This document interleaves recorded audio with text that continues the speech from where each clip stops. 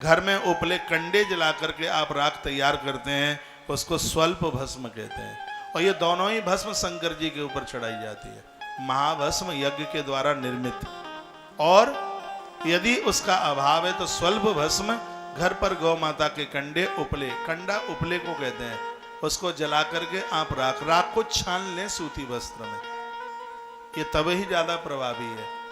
इसको एकदम बिल्कुल बारीकी से करके इसको फिर सूती वस्त्र में उसको आप छान लें, उस राख को एक डिब्बी में रख लीजिए और फिर ये भगवान को आप लगाइए।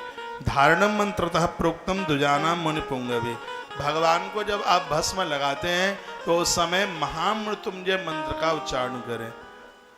ओम त्र्यंबकम जजामहे सुगंधिम पुष्टिवर्धनम उर्वारुकमिव बंधनात् मृत्योर्मुक्षीयमामृतात्।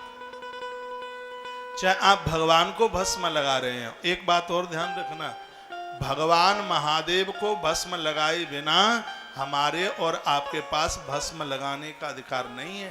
पहले भगवान को भस्म लगाएं, फिर आप अपने मस्तिष्क पर आप भस्म लगाएं। आप भस्म का बहुत बड़ा प्रभाव इस ग्रंथ में वर्णन किया। आग्नेय मुच्यते भस्म दग्ध गोमय संभवम, दग्ध कहते हैं जलाना और गोमय कहते हैं गोबर। देखो स्पष्ट लिखा है ना, दग्ध गोमय संभवम, यदि संभव हो जाए तो गैया के गोबर को जला करके भस्म तैयार कर लीजिए। तदपि द्रव्य में तुम त्रिपुण्डस्य महामने, भस्म का त्रिपुंड लगाइए, 3 रेखाएं लगाइए उसकी। ये भस्म की जो 3 रेखाएं जिसको त्रिपुंड कहते हैं, त्रिपुंड का ये त्रिपुंड हमारे पूर्व के अपराधों को, वर्तमान के अपराधों को, और कहीं कभी भविष्य में भी कोई अपराध होता है तो तीनों कालों के अपराधों को जो समाप्त कर दे वह भगवान महादेव का भस्म का त्रिपुंड है। उसकी महिमा तो आप समझ में आ रहा है, आपके में आ रही है बात समझ में? अब समझ में आ रही हो कि नहीं आ रही हो, आरती तो मुझे अपने टाइम से ही करानी है। समझ में आ रही हो तो बात ठीक है। अग्नि हो अतितम भस्मम संग्राह्य व मनीषी भी, जो महापुरुष लोग हैं, महात्मा लोग हैं, वो यज्ञ की भस्म को प्रयोग में लें। और जो गृहस्थी लोग हैं उनको यज्ञ की भस्म नहीं मिल पा रही है तो स्पष्ट लिखा दग्ध गोमयम संभव, यदि संभव हो जाए तो गैया के गोबर के कंडे को जला करके उसकी भस्म तैयार कर लीजिए।